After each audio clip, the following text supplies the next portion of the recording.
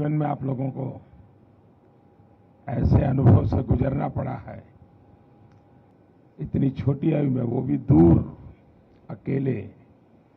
मैं कल्पना कर सकता हूं कि किस प्रकार की मानसिक परिस्थिति से आपको गुजरना पड़ा होगा। कठिनाइयों के बीच भी हम ठीक से अभी इवैक्यूएशन कर पा रहे हैं। हम लोग तो उम्मीद भी छोड़ दिए थे कि वापस इंडिया जा पाएंगे, क्योंकि 2 मार्च की हम लोग की फ्लाइट थी जो कि कैंसिल हो गई थी। जब इंडियन एम्बेसी और गवर्नमेंट वर्क किए तो हम लोग को एक नया उम्मीद मिला कि वापस इंडिया जा पाएंगे। All thanks to Indian government. I don't think कि विदाउट इंडियन गवर्नमेंट हेल्प हम इंडिया वापस सेफली आ पाते। हमारी इंडियन गवर्नमेंट ने बहुत अच्छी सुविधाएं दी। हमारे लिए फ्लाइट्स अवेलेबल थे, हमें एयरपोर्ट जाने का एकदम आराम से सुविधाएं मिली, खाने पीने कोई दिक्कत नहीं हुआ। बहुत अच्छे से हमारे बाकी सारे स्टूडेंट जो फंसे हुए थे वो कल भी लैंड कर गए हैं, कुछ आज लैंड कर गए हैं। थैंक यू मोदी सर, हम लोगों ने बहुत आराम से हम वहाँ से निकल गए हैं। बॉर्डर क्रॉस करने के बाद इंडियन एम्बेसी ने हमें बहुत ही सुरक्षित तरीके से हमारे कंट्री में पहुंचाया। तो मैं हमारे प्रधानमंत्री नरेंद्र मोदी जी यानी कि आपका बहुत ही धन्यवाद कहना चाहूँगी कि आपने मुझे मेरे घर तक सुरक्षित पहुंचाया। और मुझे विश्वास है कि और भी जो बच्चे फंसे हैं आप उन्हें भी जल्द से जल्द उनके घर पहुंचा देंगे। सर 24 तारीख को जब अटैक हुआ तो हमें लगा था कि हम यहाँ से अपने देश वापस नहीं जा पाएंगे। और सर 2 रात हम ऐसे गुजारे जैसे लगा है कि हम मौत को कितने करीब से देख चुके हैं। बट सर मुझे गर्व है कि मैं भारत देश का वासी हूँ और गर्व है मुझे यहाँ के सरकार पे, शराब पे। और सर सबसे ज्यादा गर्व मुझे महसूस होता है अपने तिरंगे पर। जब हम इवैक्यूएशन से आ रहे तो हमें ऐसी नोटिस मिली थी कि आप अपने बस के आगे और खिड़कियों पे तिरंगे को लगा दीजिए ताकि जब रशियन आर्मी देखेगी तो आपके केवल तिरंगे से वो आपको टच भी नहीं करेगी। और इस तरह मेरे लिए बहुत बड़ी बात है कि मैं ऐसे महान देश में पैदा हुआ।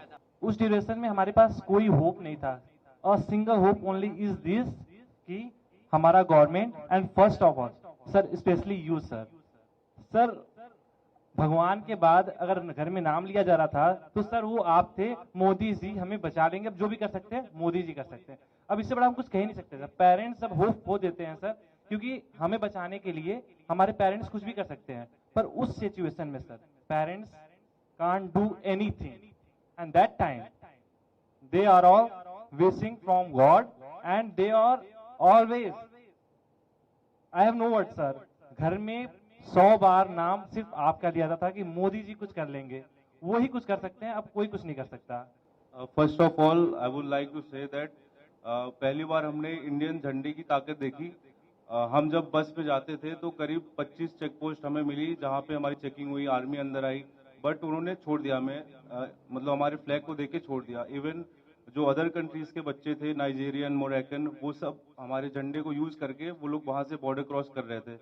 तो sir thank you so much for evacuating us, thank you so much sir. मेरी दादी ने मुझे ये बोला था कि क्योंकि मेरे फादर आर्मी में है तो उन्होंने बोला था कि तुम्हारे पिताजी ने तो ये वॉर नहीं देखा जो तुम फेस करके आ रही हो, लेकिन उन्होंने ये कहा कि मोदी सरकार जी पे पूरा भरोसा है कि अगर कोई नहीं तो वो तो आपको जरूर ही निकाल देंगे। जब अटैक हुआ था 24 को तो 25 को हम सारे राशन की लाइन में लगे। हमें लगा कि 1 हफ्ते लग जाएंगे हमें इवैक्यूएशन के लिए, लेकिन हमें 26 को ही मैसेज आ गया कि आज आपका इवैक्यूएशन है। हम बॉर्डर पहुंचे, फिर वहां से हम रोमानियन बॉर्डर को क्रॉस किया और फिर वहां से इंडियन एम्बेसी ने हमारा बहुत साथ दिया। हमें तुरंत इवैक्यूएट किया गया, फ्री फ्लाइट्स, फ्री एवरीथिंग। मेरे पास तो इंडियन करेंसी भी नहीं थी लाने के लिए कुछ भी। तो हम लोग सो ही नहीं पा रहे थे कि अटैक हो गया, अब हम लोग के साथ भी कुछ भी हो सकता है।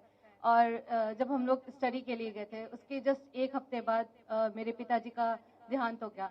तो उसके बाद मेरी मम्मी इतना ज्यादा पैनिक होती थी हमेशा कि तुम कब आओगी, कैसे आओगी, अब मैं कुछ कर भी पाऊंगी कि नहीं कर पाऊंगी। तो उनके पैनिक होने से मैं भी पैनिक हो जाती थी। तो जैसे ही उनको पता चला कि सरकार ने इतना इंतजाम किया है, आ जाऊंगी, जैसे ही उन्होंने मुझे देखा, आपको इतनी दुआएं दी हैं कि आप हमेशा खुश रहे, आप हमेशा जिए। उसके बाद हम लोग को जरा सी भी दिक्कत कहीं भी महसूस नहीं हुई। हमारा इंडिया इतना अच्छा है कि हमारे फ्लैग के जरिए दूसरे नेशंस के लोग निकल रहे हैं। तो thank you so much sir, thank you so much. हमारा देश मजबूत हो, इन सारी समस्याओं का समाधान उसी में है। उसी प्रकार से मैं तो अभी भी मानता हूं कि अगर देश में पहले से मेडिकल एजुकेशन की नीतियां सही होती तो आप लोगों को बाहर नहीं जाना पड़ता। कौन माँ बाप चाहते कि इस छोटी उम्र में अकेले भेजते, कोई माँ बाप नहीं चाहता। लेकिन हम लगे हैं। देखिए, पहले करीब 300-400 के बीच में हमारे यहाँ मेडिकल कॉलेज थी, अब हम करीब 700 तक पहुंच गए हैं। हर जिले में मेडिकल कॉलेज कर रहे हैं। पहले हमारे देश में कोई 80-90 हजार के बीच में सीटें थी, अब पिछले 5 साल में हम इसको 1.5 लाख तक पहुंचा दिया है। यूपी में भी नए 2100 विद्यार्थियों के लिए सीटें बनाई हैं। यहाँ प्राइवेट मेडिकल कॉलेज भी करीब करीब डबल हो रही है। और मेरी कोशिश है कि हर जिले में मेडिकल कॉलेज हो। जिस प्रकार की कोशिश हम कर रहे हैं, तो शायद 10 साल के भीतर भीतर पिछले 70 साल में जितने डॉक्टर बने हैं, उतने नए 10 साल में बन जाएंगे जी। इतना बड़ा काम हो जाएगा। तो फिर बच्चों को बाहर भी नहीं जाना पड़ेगा, मजबूरियां खत्म हो जाएगी, परिवार को भी टेंशन नहीं होगा। तो मेरी ये कोशिश है। लेकिन अच्छा है, सबको ये बताइए कि भाई देश के लिए तो कुछ न कुछ करते रहना चाहिए। समाज का कर्ज कभी भूलना नहीं चाहिए। तो इस संकट के समय स्वाभाविक है, क्योंकि अगर कोई बच्चा गुस्सा भी करता है तो मैं मानता हूं ये स्वाभाविक है। भाई, इतनी मुसीबत से आया है और इतनी ठंड में इतना चलना, तो ये बहुत स्वाभाविक है। अगर किसी बच्चे को, उसके माँ बाप को भी अगर गुस्सा है, इवन मेरे लिए, तो भी मेरा मत है कि उसका एक गुस्सा जायज है, जायज है।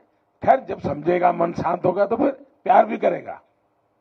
चलिए, बहुत बहुत धन्यवाद। आपके परिवार को भी मेरी बहुत शुभकामनाएं भैया।